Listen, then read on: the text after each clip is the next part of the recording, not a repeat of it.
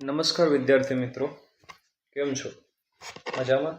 આજે આપણે ધોરણ 10 વિષય ગુજરાતી અને પાઠ નંબર 2ની ચર્ચા કરવાના છે, જેનું નામ છે રેસનો ઘોડો, હોર્સ. આપણે ચેપ્ટર નંબર 1ની ઓલરેડી ચર્ચા કરી ગયા છે, વૈષ્ણવજન. એના વિડીયોઝની લિંક તમને નીચે ડિસ્ક્રિપ્શન બોક્સની અંદર મળી જશે. તો આજે આપણે ચેપ્ટર નંબર 2ની શરૂઆત કરીએ છીએ. આવી જ રીતના બધા ચેપ્ટર્સના વિડીયો અમે તમારી માટે લાવતા રહીશું. ચાલો તો જોઈએ. પ્રશ્ન નંબર 1, સાચો વિકલ્પ પસંદ કરો. વિનુ કાકા વાત વાતમાં કહેતા. તો આપણે જોવાનું છે કે વિનુ કાકા છે એ વાત વાતમાં શું કહેતા. તો એનો જવાબ આવશે નિશાન ઊંચું રાખવું. નિશાન ચૂક માફ, નહીં માફ નીચું નિશાન. આગળ વધીએ. બીજું, અંકિતના માતા પિતાનું સ્વપ્ન હતું કે ખાલી જગ્યા. અંકિત છે એ ઉમદા માણસ બને, એવું એના માતા પિતાનું સપનું હતું. પ્રશ્ન નંબર 2 છે, એક એક વાક્યમાં ઉત્તર આપો. તો અમેરિકામાં રહેતા ડોક્ટર સૌરભ. પ્રશ્ન નંબર 1, સૌરભ પાસે કોના માટે સમય નથી. તો અમેરિકામાં રહેતા ડોક્ટર સૌરભ પાસે પોતાના માતા પિતા માટે સમય નથી.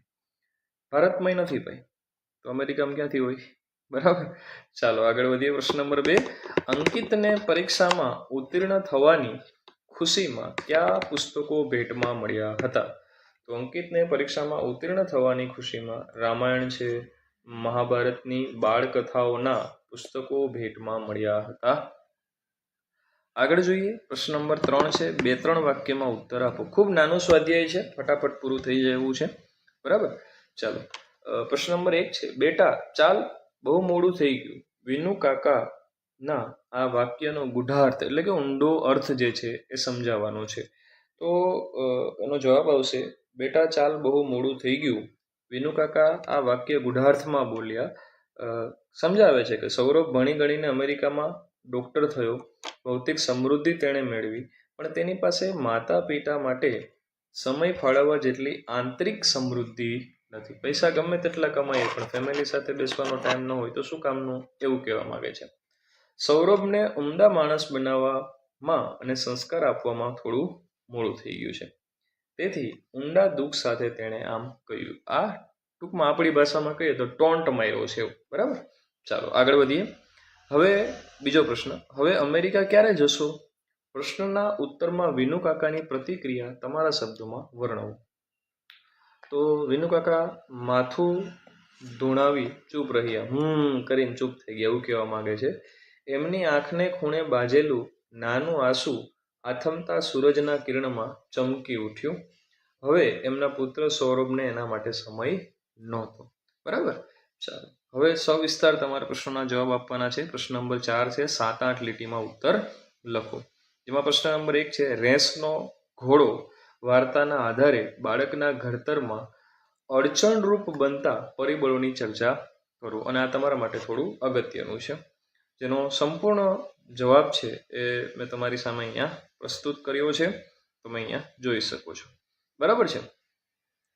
ખૂબ જ નાનો સ્વાધ્યાય છે, એટલે તમારે બહુ આમાં ચિંતા કરવાની જરૂર નથી. હું આવી રીતના સ્ક્રોલ ડાઉન કરીએ છીએ ત્યારે તમે સ્ક્રીનશોટ લઈ શકો છો.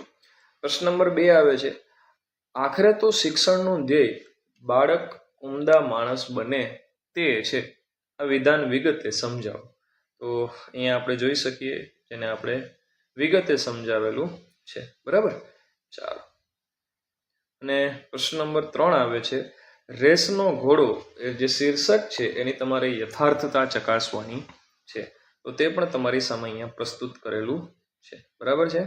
ચાલો બસ અહીંયા આપણો અંતિમ પ્રશ્ન હતો, જ્યાં આપણું સ્વાધ્યાય પૂર્ણ થાય છે. આવી જ રીતે આવનારા બધા જ ચેપ્ટર્સના સ્વાધ્યાય માટે અમારી સાથે જોડાયેલા રહો. તમારા મિત્રોને પણ આ વિડીયો શેર કરો.